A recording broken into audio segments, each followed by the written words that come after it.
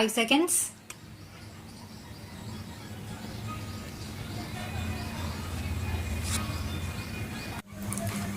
Mr. Speaker, if agricultural production has to be maximized, the greatest attention has to be given to 4 factors. First, seeds should be of the right quality and improved with high-yielding varieties. Then, fertilizers, pesticides and water. As regards these 4 factors, it is interesting to see that government or the ministry does not appear to have paid any attention to certain malpractices that have crept into these matters. Take for instance seeds.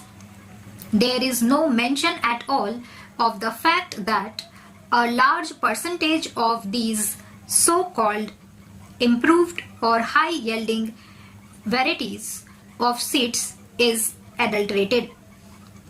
What steps has the government taken in this regard? It is not of vital importance that seeds should be pure and unadulterated.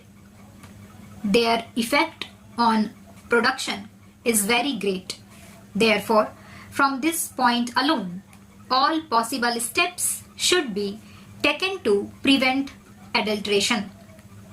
The farmer suffers because he spends money on costly seeds in order that he may get the best possible yield, but finds that the seeds are adulterated. Why has not government taken up this matter in its own hands? Every state government interferes in this matter. In fact, multiplication of seeds is done under the orders of the Agriculture Department in one state after another state, and yet when it comes to their quality control, adequate machinery does not exist. Then we come to the question of fertilizers. Again, these are of vital importance. What has happened? At one single stroke, government has doubled the prices of fertilizers and expects farmers to procure them in the required quantities, knowing fully well also that government fixes the prices of what they produce at a level which makes it impossible for the farmers to pay these high prices for fertilizers. The previous speaker referred to the Agricultural Prices Commission. The Commission has fixed the price, say, of wheat at a certain level without taking into account the cost of production of the farmer. Yesterday, a member of the advisory committee to the Agricultural Prices Commission stated that he has sent in his resignation. For what use was it for him to remain on the committee if no importance was ever attached to the advice tendered on such a basic matter as cost of production? If cost of production is not taken into account, I would like to state here that it is difficult to see on what basis the Agricultural Prices Commission fixed the prices. Several agricultural universities have carried out surveys and the results of these surveys are available. Punjab University carried out a survey and other research students have pointed out what the cost of production would be. For instance, in regard to wheat, they have arrived at the finding that the cost of production would be in the region of rupees 1200. Yet the procurement price fixed is rupees 1100. What is the justification for this? In the face of the fact that the price of fertilizer, an important input has been doubled. The prices have increased considerably, and many types of pesticides that are in the market today are adulterated. What steps have the government taken to ensure that the pesticides that are in the market for sale to the farmers are of the right quality and are not adulterated ones? Is there any machinery in regard to drugs?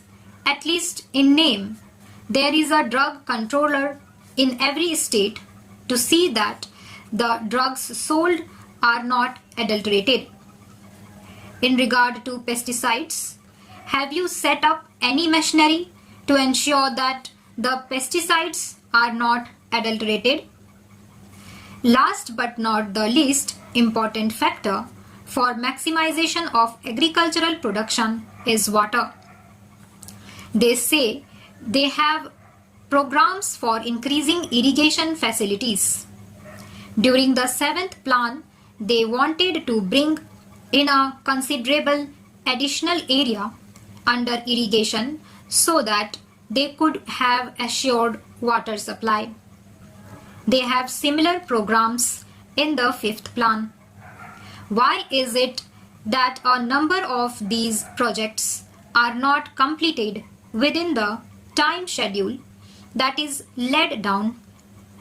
Why is it that a number of most desirable projects are not even taken in hand for years for one reason or the other, and the majority of them are held up because of interstate water disputes?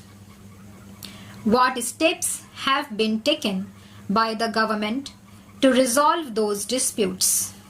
They say that they have no powers. What is the good of their saying so when the ruling party is today in a position to pass any legislation that it desires, even to amend the constitution as often as it likes, and yet it does not take steps to settle these issues, which would result in self-sufficiency in food grains and also in respect of many vital cash crops needed for important industries? Why is it that we are unable to take any steps to settle these disputes and allow them to continue with no end in sight? A little while ago, I think a statement was placed on the table of the House saying that there were 157 projects outstanding in the scheme. Stop.